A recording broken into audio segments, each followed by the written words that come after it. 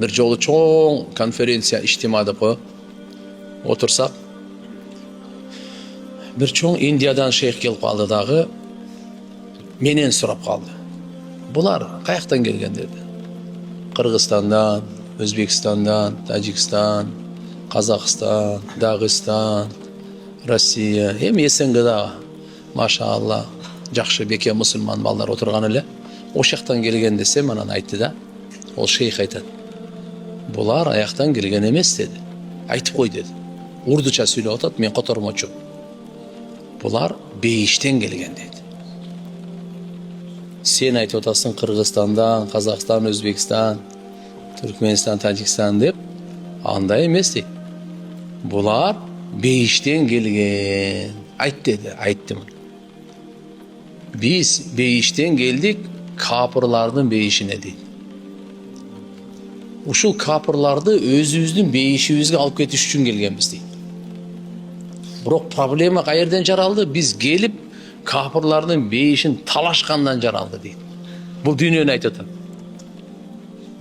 Жыйынтыкта өзүбүздүн бейишибиз дагы под вопрос болуп калды дейт. Барабызбы, барбайбызбы? Болбосо мыналарды алып кеткенге келгенбиз дейт. Менин дүйнөмдү ал, сен бир эле ла иляха иллаллах Мухаммаду расул деп кой, мен бар нерсени бергенге даярмын деп айта алабызбы бүгүн?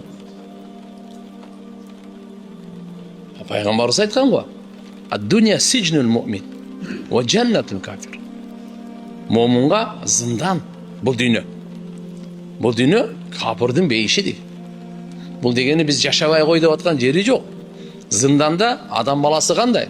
Каалаганын кыла албайт, каалаган кийимди кие албайт, каалаган учурда тамак жей албайт, каалаган жака баса албайт. Зындандын өзүнүн эрежеси бар. Мынандай кийим кийесиң, мынаны сүйлөйсүң, мына жерде жатасың, мында турасың, мына тамак жейсиң. Момундагы бул дүйнөдө каалагандай жүрө албайт. Алла айткандай одан чектен чыга албай жүрөт. Бирөөнү уурдай албайсың, болду ана. Бирөөнү алдай албайсың, буну кылба, буну кылба, буну кылба деп чектерди коюп койгон.